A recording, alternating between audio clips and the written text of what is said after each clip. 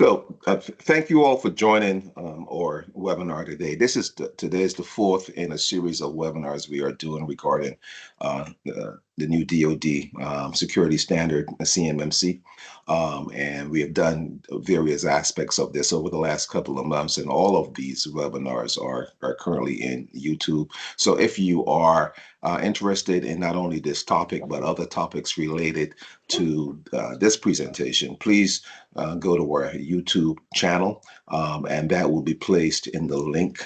The link to the channel will be placed in the chat. So again, welcome everyone. Welcome everyone to our webinar. The title of our webinar is Unlocking CMMC Certification, Understanding and Improving Your SPRS Scores. We've got a very experienced panel of presenters, and we'll talk a little bit about that in a little while. But until then, my name is Philip Denny, and I am president of USGovCert. USGovCert is a platform to help companies seeking CMMC certification to securely save and share the artifacts of their certification journey. Again, USGovCert is a secure platform for small to mid-sized businesses to save the artifacts of their certification journey. Today, we have a panel of very experienced cybersecurity experts, Chris Haigh, Kendall, Robert Ashcraft, and Steve Palamara. Chris has significant experience, and also he's the president of Meerkat Cyber, which specializes in cybersecurity and CMMC. He's got over 30 years of experience in the technology industry. He holds the highest DoD CMMC certifications, including CCP, CGA, CMMC. He's a CMMC instructor, and he's also an author and holds many patents. Kelly is CEO and president of KNC Strategic Services. Kelly is based in I believe, the San Diego area. He has quite a lot of experience in cybersecurity. He's also the president of a service-disabled vet firm. So he has the experience of helping companies go through the certification process, and he has personal experience with his own firm of what's required to go through the certification process. Now, Robert Ashcraft is president of CMMC Solutions. Robert has been in this industry quite a long time. He's also a patent holder, and he's an instructor of cybersecurity, cybersecurity standards and processes. He holds 4 certifications, be it the CISA, the CGEIT, the CRISC, and CHSB. He's again he manages CMMC certifications, IT audits, governance, business continuity, quite a lot of experience. Steve Palamara is vice president of Lifeline Data Center. Lifeline is an organization that helps small to mid-sized businesses and some large businesses go through the certification process. Steve has over 25 years of experience in the tech industry, 5 years leading authority in NIST, the 800-171, and CMMC compliance. He's an expert in cybersecurity and compliance. Now I'm going to turn it over to the panel for them to give you a little more experience, a little more insight as to their particular experiences. But before I do that, I want to tell you a little bit about our topics. We have two topics today that we want to cover. One of them is the SPRS scoring, practical tips, I should say, for improving your score. Maybe for some folks on the call, explain what the supplier performance risk system is, steps to prepare for your CMMC certification, including the key areas that you should be concerned about, how SaaS platforms can manage and streamline your certification process. The second topic that we want to cover today is prime contractors and the supply chain flow down information, the flow down requirements in the supply chain, the strategies for supply chain management, maintaining communications and collaboration. So now I want to turn this over to our panel for them to introduce themselves and also kind of give an overview of who they are and to share some of the invaluable information they have regarding this topic. Robert, you perhaps want to give a kind of an overview. Sorry about that. Kind of an overview of SPRS. Sure. Yeah, actually, go ahead, Chris. I'll I'll say real quick, Philip, somebody in the audience was asking if we could do this in present mode where they can see a little bit more of the slides. Okay. And if you want me to, I can Right. start it on my end and present. Sure, you can do that. Good. Okay. One moment.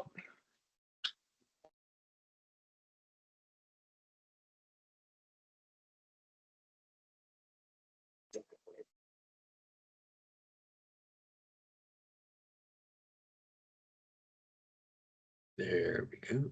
There we go. Okay. Can you guys see that all right? Easier to read. Yes. Okay, great. Bob, you and I can start this off. Let me grab this slide. Go ahead.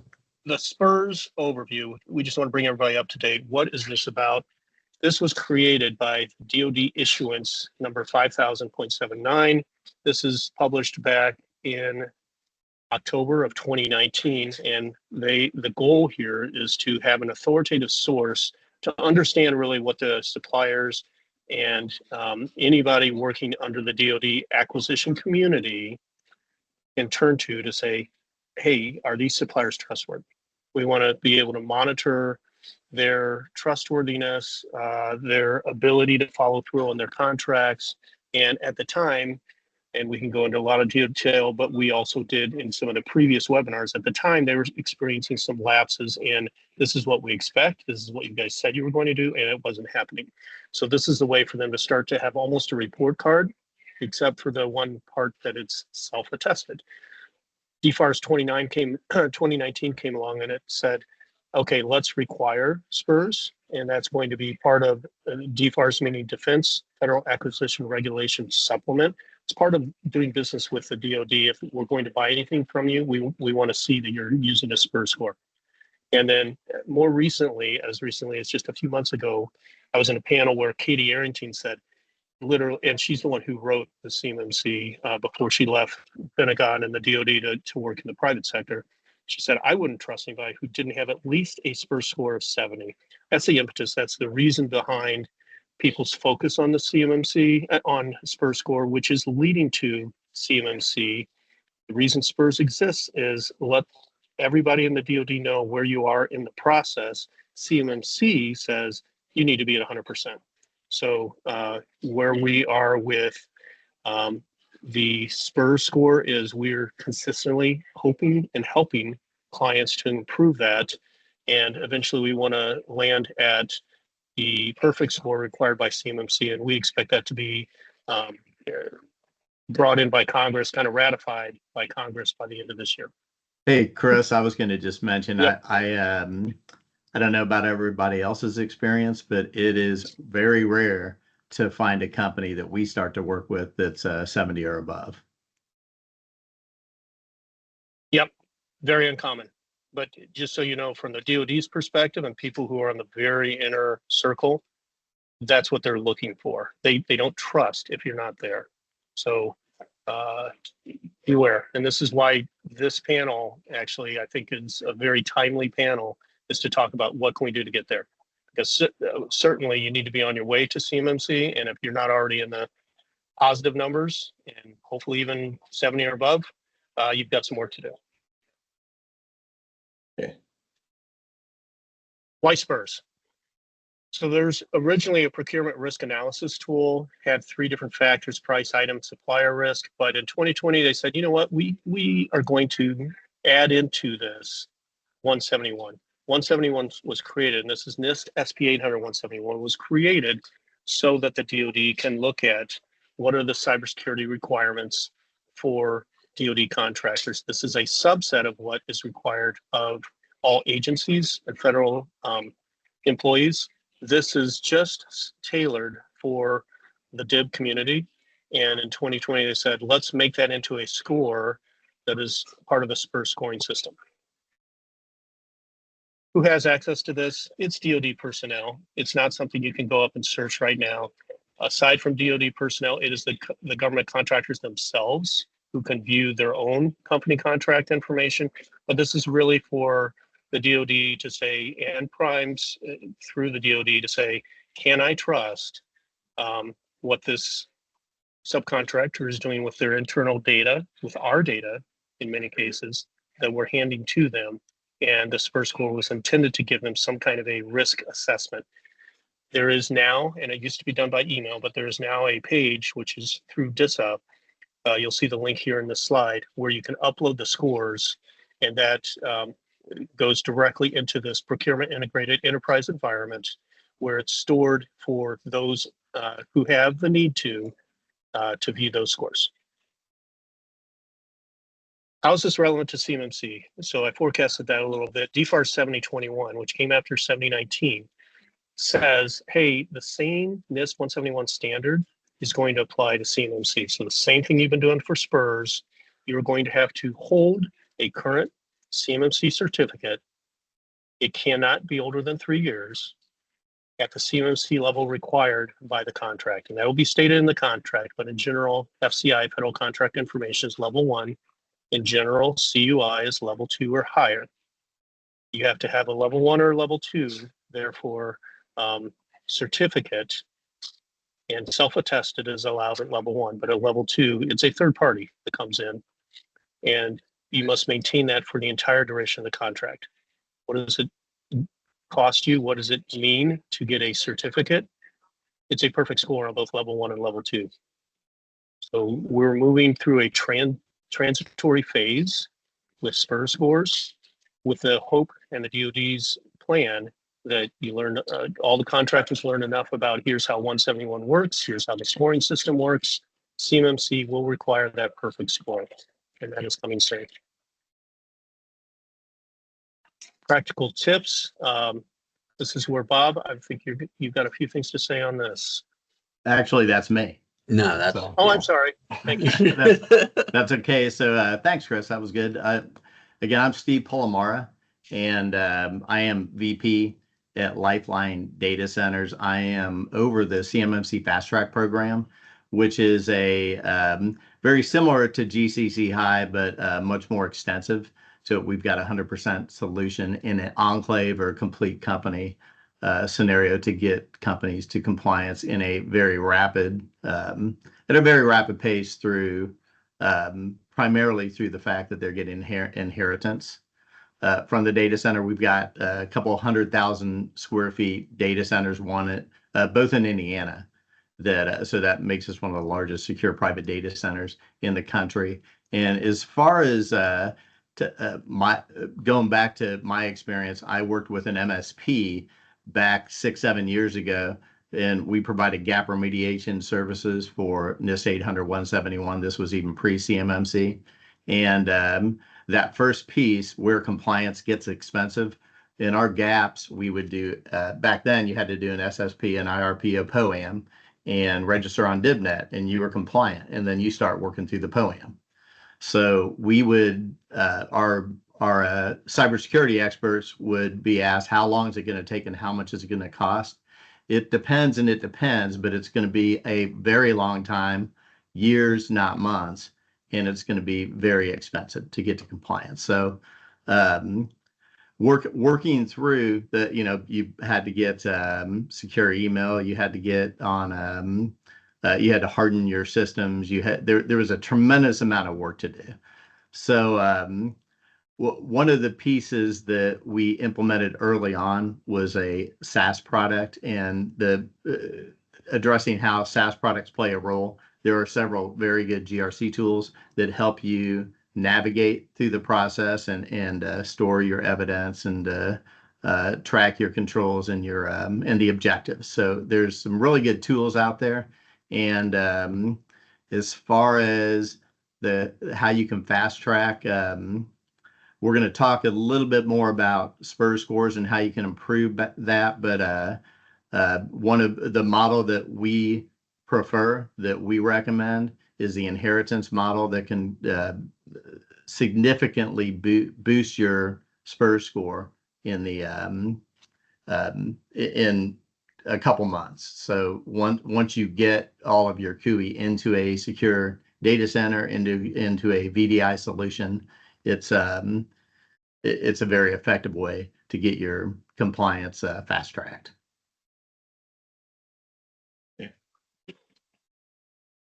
Now, steps to prepare for CMMC certification.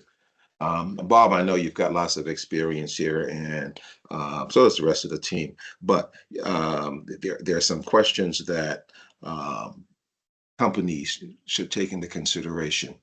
For example, resolving your CMMC cyber issues, place trends in the framework, and if you can elaborate on that, what they should focus on and what have you. Sure. So focus can kind of, you look at a scope too, to where first the contractor has to see who are they as far as with the CUI, with what they're doing. So you have a prime, a large, let's say top 10 prime, where they have tens of thousands of users, 20, 30, 40 data centers. They're just all over the place. And for them to kind of get their boundary of where their CUI takes a little bit of time. And as you scale down, it's more on how does the company really operate on it. And so that's where I look at it a little bit different. And number two, people are wondering what's placing trends in the framework. Instead of going and worrying about objectives, controls, etc., step back when you're first looking at it and think of the business. The business talks in users, they talk about maintenance, and talk about scanning, and kind of put CMMC into that framework when you're looking at everything. It'll be a lot easier for you to position your company. And when I have choose the right framework, that's where, as you're looking at it, are you level 1, 2, or 3? And of course, right now, they're only doing certifications on level 2, but you really want to know where you're going to be at. If you're a level 3, you have to get to level 2 first. And the next one is continuous compliance with risk management. So remember we talked about with it the scoring system for SPRS, and that has each control with a 1, a 3, or a 5, and that's all risk-based. 5 meaning that it's the highest risk, and that's where 3 and 5s, you cannot have a POAM. So if they come in and they look at you and you have a 3 or 5 in there, you're done with it unless you can, very quickly remediate it, which the 3 and 5s are much tougher to do. So that's the thing with the risk. And also, as you're looking at what you're doing and you're looking at your issues, immediately think of how can I resolve it? Put that up front instead of going and doing a gap assessment, then remediation, and then, doing a follow-up. Put that remediation right up front with what you're doing, because sometimes remediation is really easy. The other thing with it is that if it's going to be a major project, like let's say you have to do MFA, you can get started on that right away because now everyone's up against the wall. 2025, it's going to start showing up in contracts. You need 6 months of evidence.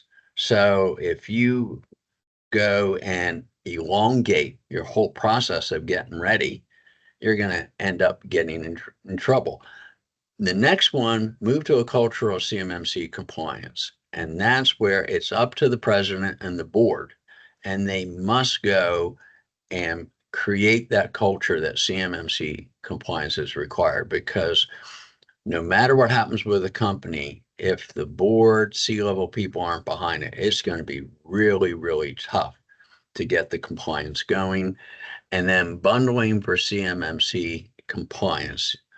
Take all your information, bundle, get that boundary, and you're ready to go. Okay, next slide, please. And this is where you bundle. By doing the previous slide and bundling everything, you're going to go and you're going to reduce time and money in the future because of integrating continuous compliance. So what you do this first go around, don't make it in 3 years. It's going to be another fire drill. Set up items that are what I call soft, like doing a user review, doing a scan, attest to all that, and keep the evidence artifacts. So in 3 years, you have a good position to go from, and it'll be very easy to get your certification a second time. Next slide, please.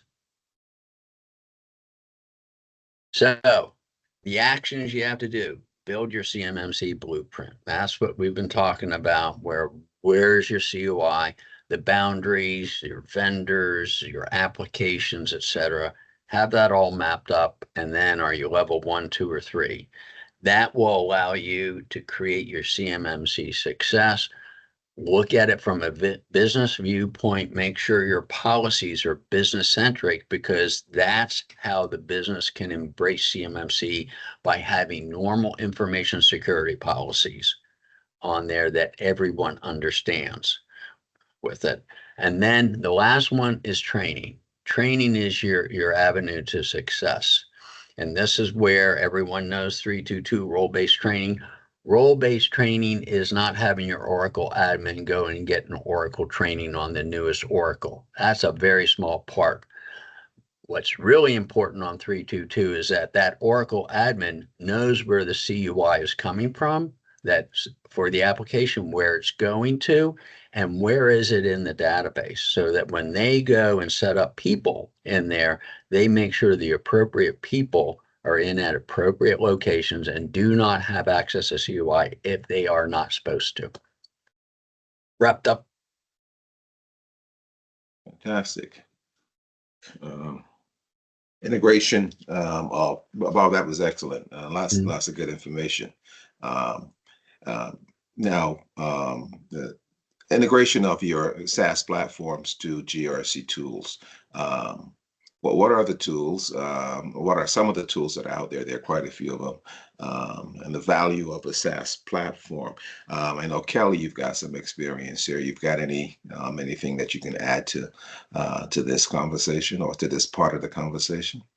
Absolutely, definitely. I'm not going to necessarily mention any specific tools, because like Sure. you said, there are a lot of them that are out there. Mhm. And some do different things. Some are more about just aggregating your evidence, aggregating out, being that repository. Some are helping you to create your SSP. Some are helping you to capture and, reports and screenshots. So there's different varieties, but at the end of the day, they're all trying to do the same thing. The value of them is helping you to gather the evidence, know what evidence to get help on how to meet the certain requirements, get the information needed to get yourself ready for an assessment. That's the whole point of all of this.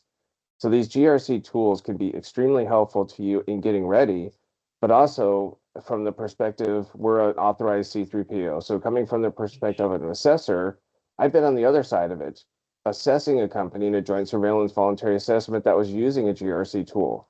And it was very efficient. It was very helpful. It made the assessment go better. So in many ways, it's in your best interest to utilize some type of a platform. Many of us are, Excel spreadsheet junkies, and we love our spreadsheets and we still do them. But there is a distinct advantage to utilizing these tools, the logic that they have built into them, just the ability to make this whole process easier on yourself. So there's a lot of value in that. I can't say enough. I mean, like I said, there's tons of different platforms, and I don't want to state any specifics. If anybody wants to mention specific ones, we're not the right C3PO, and I have to be very careful about what I say and don't go over the board of the brick wall of consulting advice. So Sure. I'm going to leave it at that. Absolutely. The tools have different strengths and weaknesses, and based upon what you as a company need, select the tool that best fits your purposes. Now, the second topic, so that we don't run out of time, prime contractors and the supply chain flow down. And we've got, again, Steve, you want to have, I know that you've got a lot of experience here. That's across the board, as is the other panelists. But in terms of the flow down effect in the supply chain for prime contractors, what can you share with us that gives the audience some meaningful takeaways from our panel? Yeah, it's really tricky and important. You've got to look at your contracts as a prime or a sub. So you've got the contract for the opportunity with the prime, and then you've got the contract between the prime and all the subs. So you got to look at all your teaming partners. And what really helps here is it's called a data flow diagram. I call it a QE map.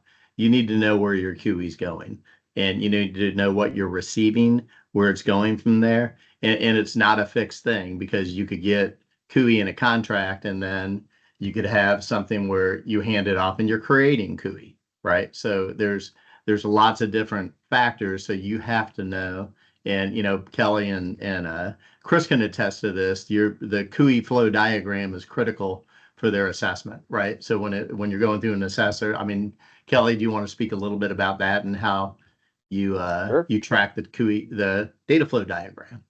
Well, I'll say this too, twofold. One, on the consulting work we've done, that data flow diagram we do as one of the very first exercises in a consulting engagement when we're starting with a client. It's extremely helpful to literally go through the entire pathway of a piece of CUI that's coming into your company, everywhere it goes for the entire life cycle of CUI. It's extremely important to trace that and then create that diagram for it. We do it in more of a flowchart format. Some people do it in more like a network diagram version. But ultimately, it's that process you go through. You're going to learn from it. I guarantee you will learn from it. We've seen that with every client we've ever worked with. So that data flow diagram also is one of your most important artifacts. When we start an assessment, we're looking at your network diagram, we're looking at your data flow diagram, we're looking at your SSP. That's some of the first things we look at to start getting ready for the assessment. So yeah, absolutely. Couldn't agree more. Yeah, and you have to know where your QE is, right? What you have to know what's in scope, so that everything that the QE touches, that's all in scope, right? Yep. And the other piece is, as you're looking at what you're receiving from your primes and what you're giving to your teaming partners, your subcontractors, and your suppliers. If you're a company that's just providing parts and you're getting a bunch of information from your prime, including a bunch of QE, and scratching your head trying to figure out why they just need widget X from you, you work with your prime and you tell them, hey, could you just tell us how many of this type of product you need, versus giving you all that QE. Primes tend to do that. And so even as a subcontractor in your teams, you need to be able to do the same type of thing to minimize the amount of information that you're passing through, right? And then the other piece that comes in play is it's also the same thing with your MSPs and your service providers. So they're also in scope. So if you can minimize the amount of CUI that they are able to access or have access to, that's also another critical component. So all of that in terms of just being able to minimize the amount of flow that goes through the system is critical. And I'll add one more consideration. This word flow down is a critical word in the CMMC world. It is in DFARS 7012, 7019, 7020, and 7021.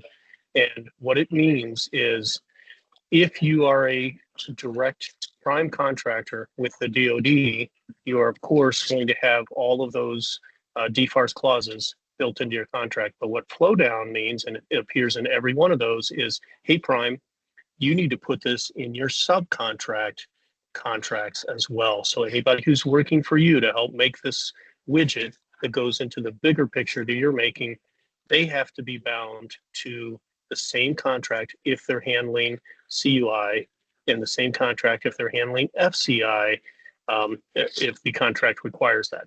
So this flow down means everybody, as the data goes downstream, has the same requirements. And that's why it's critical, to Steve's point earlier, that you think about how much data do I need to hand over? I shouldn't be giving out anything more than is the absolute minimum for them to do their job. Otherwise, I'm unnecessarily exposing CUI and FCI that I should not be doing. So that's how we got here, is the flow down requirements, and it greatly impacts what Kelly was saying earlier, greatly impacts the scope of your assessment, greatly impacts your cost. So you need to absolutely consider who should have access to that in my company. How many people do I want to have to go through the CMMC certification process? Do I want the whole company, 150 people, or can I limit it to 5? That'd be a huge difference in price tag. And I will add one last thing. So there's digital or electronic CUI, and there's physical CUI. And I talked to a company the other day that is on a contract, and their prime, they've asked them to deliver paper copies of the diagrams that they feed into their CNC machine. So they're taking the digital piece completely out of scope, at least at this stage, right? They're looking to convert, and then once they do that, then they'll go to the digital route, and they'll shore up their emails and whatever other delivery mechanisms. But that's you've got to pay attention to both aspects.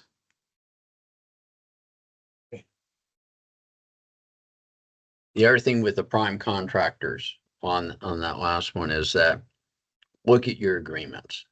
The other thing, primes may also have support networks, so that if you don't quite understand the flow down, what you're responsible for, they'll be able to help you with that. And again, it's typically drawn out in their contracts. Thanks, Phil. Okay. Some strategies. Next topic. Go ahead. Go ahead. Oh. Go ahead, Chris. Okay. Yeah, next topic we wanted to discuss, and I'll start it, is the strategies for managing your supply chain risks and making sure that your subcontractors are compliant. The reason this is a concern at all is CMMC says one critical thing. Hey, primes or subcontractor, it applies to everybody. If the people underneath you, the subcontractors underneath you, are not compliant, that's not our problem, that's yours. And here's what the DoD says the costs are if they're not compliant. Let's say the primes have all, have enough resources, internal IT departments, counselors, legal counsel, et cetera, and VCSOs, if not CISOs, internal, they're going to be compliant. We're mostly not worried about the primes.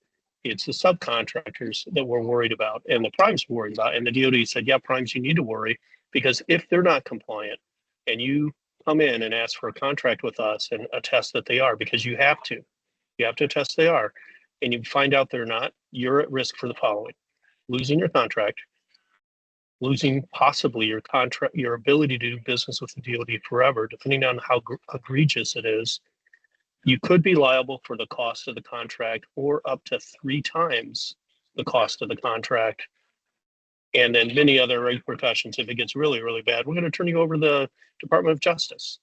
And guess what? They've been doing that. It falls underneath Lincoln's Law, also known as the False Claims Act. And we had a record-breaking 2023 with how many judgments the Department of Justice brought underneath this clause. It's brought in more money than it ever has, because the DOJ, through the DOD, says we're taking this very seriously. When you talk about protecting our nation's top secret and incredibly critical information, take us seriously. And this is what's at risk. We'll hand you over to the DOJ, and we'll talk about this under case studies. There's some very interesting things that are happening. We'll hand you over so they can deal with this, because we don't tolerate lies. So all this is at risk. Your contract, if you're a prime, if you're subcontract, everybody below you, you're attesting to their compliance. Everybody's in the food chain who is at risk. So how can you make sure your downside from you, everybody below you, your supply chain is educated?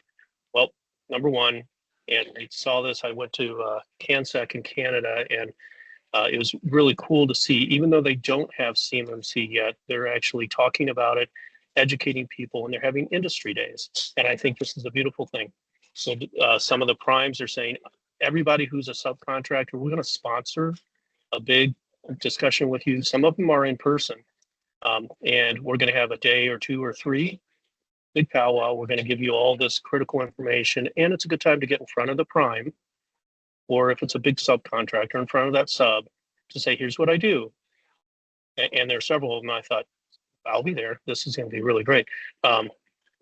Have this education, this industry day, where you invite all of your contractors and potential contractors, because we're about ready to see a great shakeup, is what I call it. When it's time for these primes to go get their new contracts, and their subs that they've had for maybe 20 years aren't ready, they're not going to take them. They're going to look for a new sub. And if you, as a subcontractor, have been twiddling your thumbs and you're not ready, and you don't have your certification at the time of the award, you're done. The prime can't use you. And in fact, some of the primes are already saying, get it now, because we don't want to wait until the last minute. So the primes are driving a lot of the business, and these industry days are helping to shape the industry, to help them understand the gravity of these repercussions. Number two, sharing resources. One of the best things you can do is to talk about, here is what we're using, here's how we're helping get people compliant. Maybe this is a framework that you should look at as well. Maybe it's a SaaS product. Being able to talk about what some of the solutions are, and talk to some trusted advisors. If it's not your prime talking about it, talk to some trusted advisors, people in this panel, people in the industry who are saying, we have a big problem. There are very few tools that are appropriate to use, but here's some of the ones you can do. And then finally, communication, and that goes with both of the above. All of this is about communicating between primes, subs, and everybody down the food chain about, here's what we need to see. There's a lot of misconceptions. I've literally heard somebody say, but I thought there was an exception if you had a company less than 5 people. There is not an exception for less than 5 people. Let's be clear. And there's so much misinformation out there. So communicate, make sure you're listening to trusted advisors. These are some of the best things you can do to make sure you're on the right path. That's great. Great. So best practices for maintaining communications and collaborating with suppliers. I know, Kelly, you have some good information here. How do you suggest the audience go about achieving this goal? There's several methods, things that you can do, and you have communication up and down is the way I'm going to put it. First of all, if you're the prime, well, then all of your communication is down. But if you're anywhere in one of the tiers of being a subcontractor up to a prime or other subcontractor in tier 63 or whatever it may be, you have your upward communication needed to be doing to whoever you're going to, whoever your prime is, so to speak. And then you have all of the communication for everybody that you are working with that are your suppliers. In other words, and it's kind of like that CUI data flow diagram we're talking about, your map of which suppliers you're sending or would send any CUI to, because you're responsible. If you're sending a CUI to them, you're responsible. You have quote unquote liability for this to protect the CUI and flow down. That's why the flow down is so critical, because it's flowing down the legal requirements all the way from the prime to the millionth tier of whatever subcontractor, that one person working in their home. It doesn't matter. Every single one of them all have that same legal requirement. So you have up and down communication. What I would say is some of the best things you can do. One, for your company, make sure you have a designated point of contact for your subs to go to for questions, for support, whatever it may be. I say this from personal experience with clients that are dealing with really, really large primes, and it's a complete pain in the tail. They don't have single point of contact, or the single point of contact don't even understand how to spell CMMC. So you have challenges like that. Stay in touch with your subs. Keep them in communication. If you're going to be relying on them, you need them to be compliant for you to be able to be compliant. So keep in touch with them. Reach out to them, see if they have questions, see where they're at in their process. Are they pursuing it? Just communicate down to your subs. A lot of primes do this, and I have mixed feelings on it, but it's a word that I'll probably get a reaction from the panel: questionnaires. So primes love questionnaires, and they send out these elaborate questionnaires that are 20, 30 pages long and tell every single one of their subs, send this questionnaire back to us. That's a method you can use. That'll help you get information. I would suggest at least simplifying it and keep your questionnaire more focused on, are they pursuing? Where are they at in their pursuit? Do they have this, this, this, and this? You could ask them, do they have an SSP created? Do they have, program in place? Just ask some basic questions versus trying to ask a question that relates to every single one of the 110 controls, which I've seen a prime do, and it was god awful because I had to do the questionnaire response. So that was fun. So keep the questionnaire short. Ask for confirmation of SPRS. Don't ask for someone's SPRS score per se, or worse, ask for someone to send you their SSP. This happens a lot on very large primes, and I've worked with small subs to help them respond back to say, no, our SSP is very, very sensitive information. We're not just going to send it to you because you asked for it. With the SPRS score, yes, they can ask you for it and you can supply it, but you don't have to. What they're really trying to find out compliance is, have you posted your SPRS score? That's the requirement right now, and has been the requirement since 2020. So post your SPRS score. That's what they're after. You can give pushback. Don't be a jerk about it, obviously not. But if they're trying to get something from you that you aren't comfortable with, especially your SSP and other sensitive information, just politely respond back, I'm sorry, I can't provide you with that. That's very sensitive. Last thing I would say is offer to help your subs.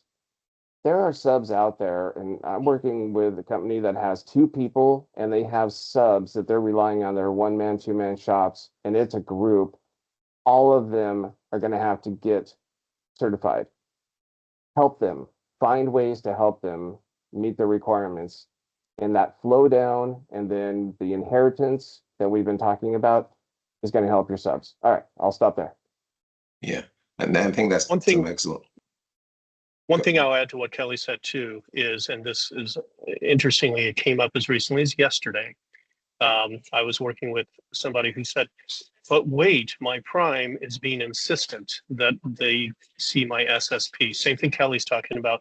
You don't have to hand it over, but the prime was saying things like, I'm not doing business with people who don't at least let us see their SSP. If you're there are some ways that may, talk you off the ledge of, I can't go there and I'm going to lose this $1 million contract.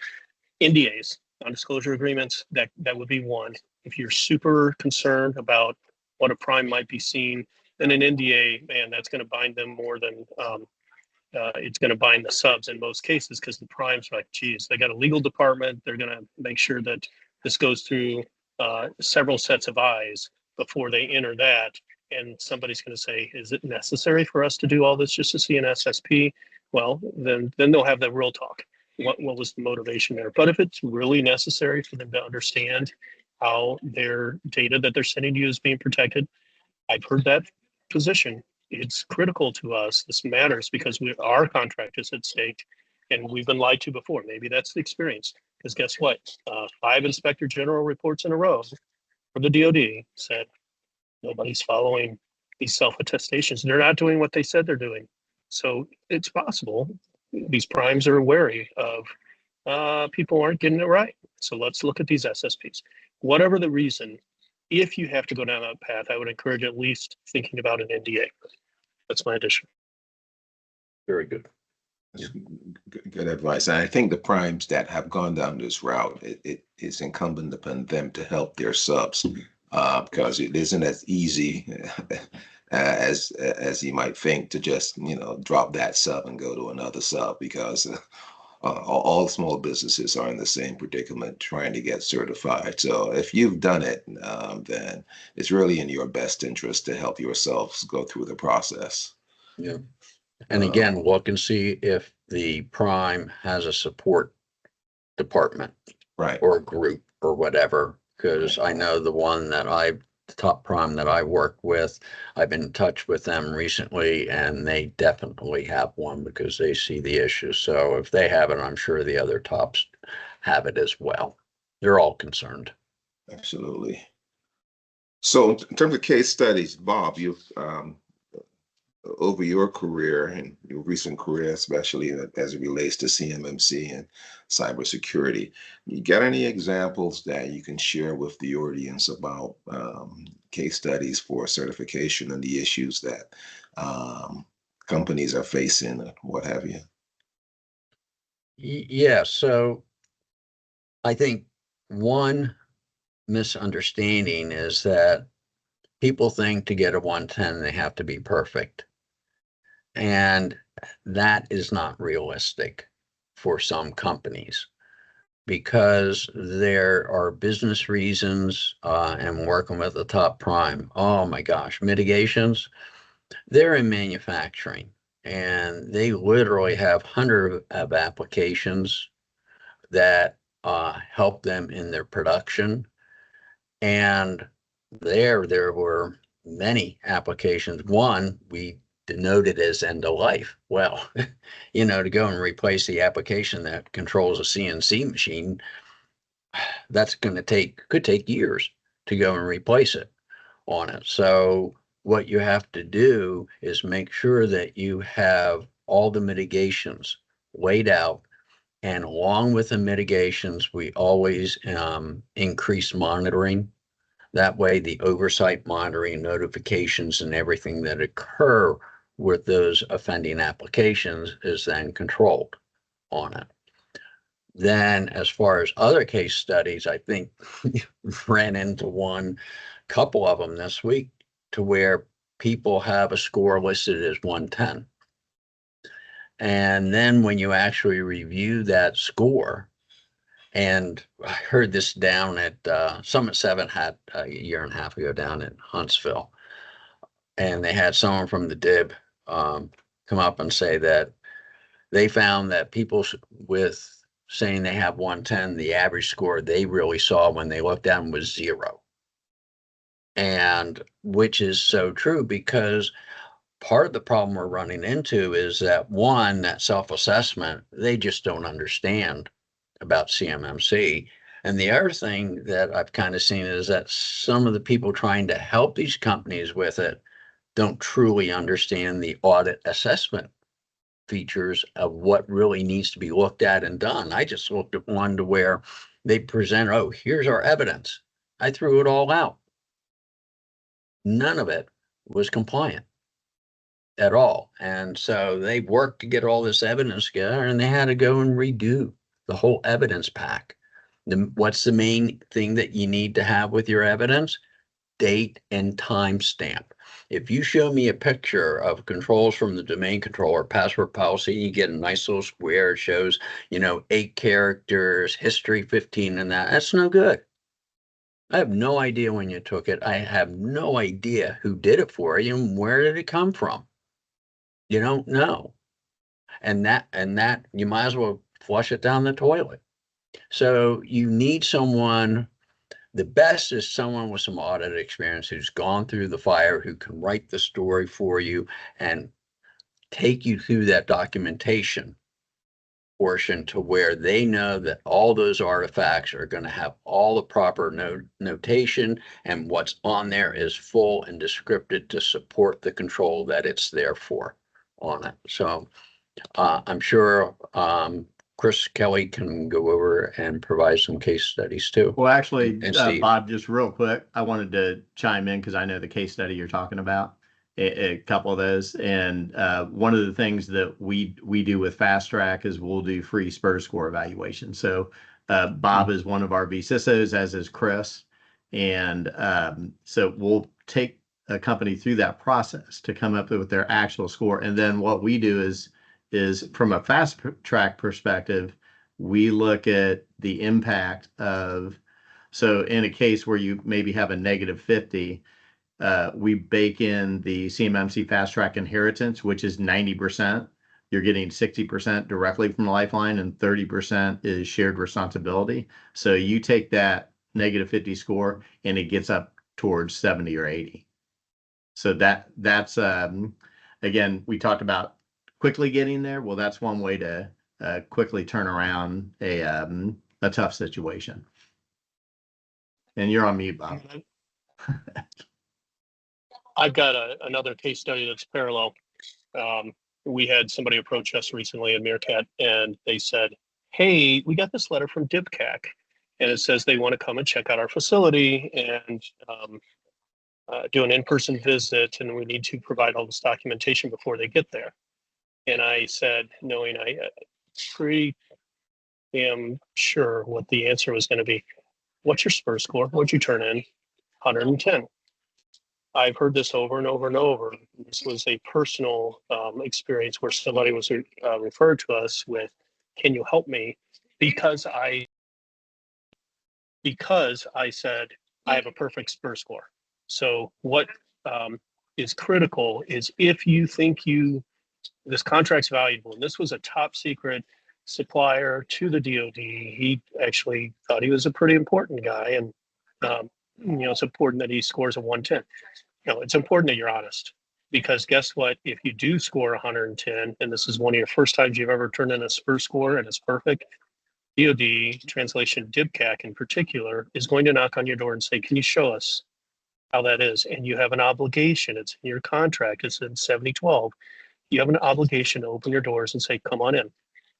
And that's when people get in trouble, because they've misled or just even not understanding. There's no defense for not understanding what the CMMC process or the SPRS score /SP 800-171 is about.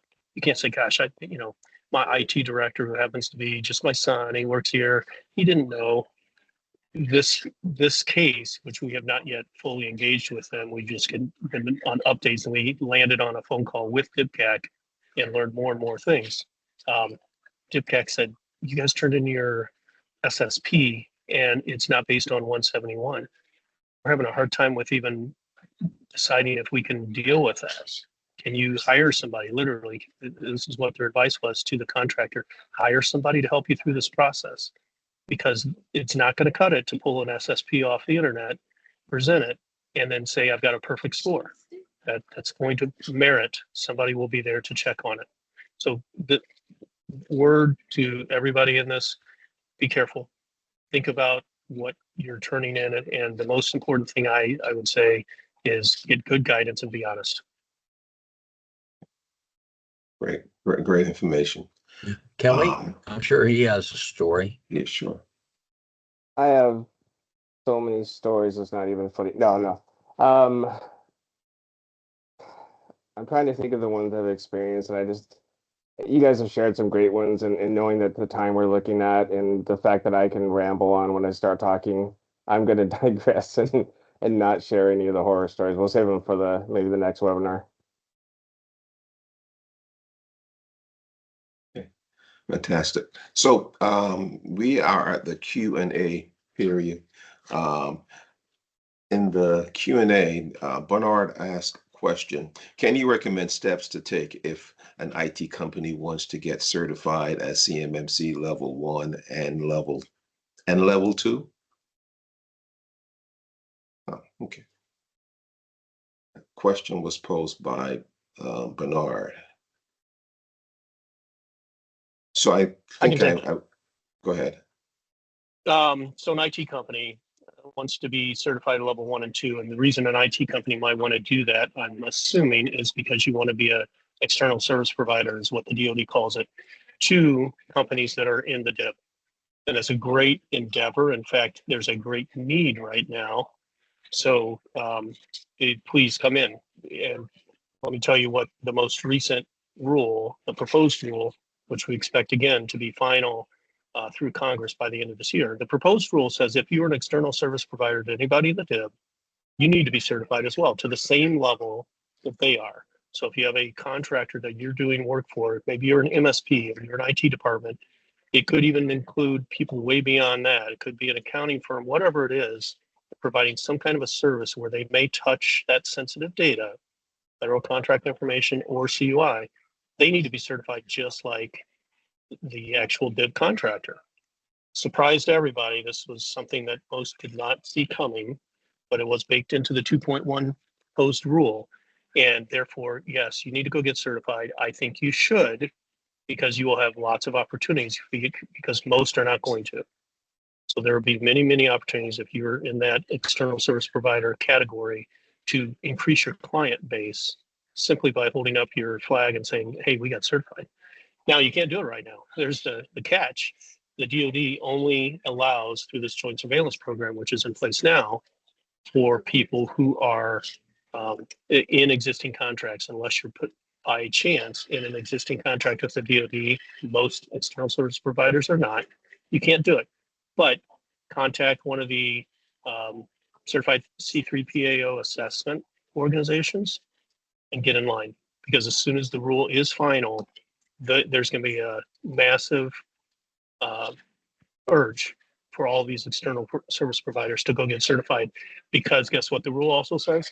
They have to be certified before the contractor. So that line is going to be long, and possibly you're going to see a fee increase because of demand. Yeah, Chris, I was just going to add, just really quickly, is we have at Lifeline a channel partner program, so you can sell our solution, resell our solution, and they're MSPs and MSSPs. Many of our MSP channel partners are looking at enclaves, and that's a very inexpensive, very quick way. So if you got a 50-person company and maybe 5% is DoD, you can take a 5-user enclave and support those companies. You can put your RMM system, you can put your ticketing systems, host them in the enclave, and service those customers that way. So that's a quick, effective way to do it. We've got a couple more questions that the audience is placing. Okay. Let's see here. I know Bob has been answering a lot of questions. One question from Prasad. If we are implementing a software solution using Salesforce in our dev environment and then deliver to the government, is the source code that we are developing or testing considered CUI? Well, if the application's in scope, that's one of the first things you have to look at, and I took for granted the application in scope is a CUI application. So anything you do to that application has to be reviewed, because if it contains CUI, you could put code in any module or whatever in that application to do a nefarious type of act on it. Kelly or Chris or Steve? Yeah, I was going to tag in on that of whether the source code is CUI. It comes down to contract, and is that source code a deliverable is usually one of the biggest questions. Because then if the source code is deliverable, then yes, it is going to be CUI. And you will be designating it as CUI because you're authorized to in the contract. Yep. But if it's just your own internal source code for something you're using and you're not delivering, you're not providing that's not part of the contract, then no, you would not mark your own stuff as CUI. Yeah. Yeah. Sure. And I think we're running out of time, but I want to get Bernard's question is, Bernard asks, can you recommend steps to take if an IT company wants to get certified at level? Oh, we already answered that one. Sorry about that one. This one is from Michael. We are at basic with enclave structure and have SPR 105 with several areas on our POAM with short time on milestones. What do we need to do for level 2? So obviously they're at level 1 now. And do I need to, I suppose I can read the question again. We are at basic with enclave structure and have a SPRS score of 105 with several areas on our POM with a short time on milestones. What do we need to do for to achieve level 2?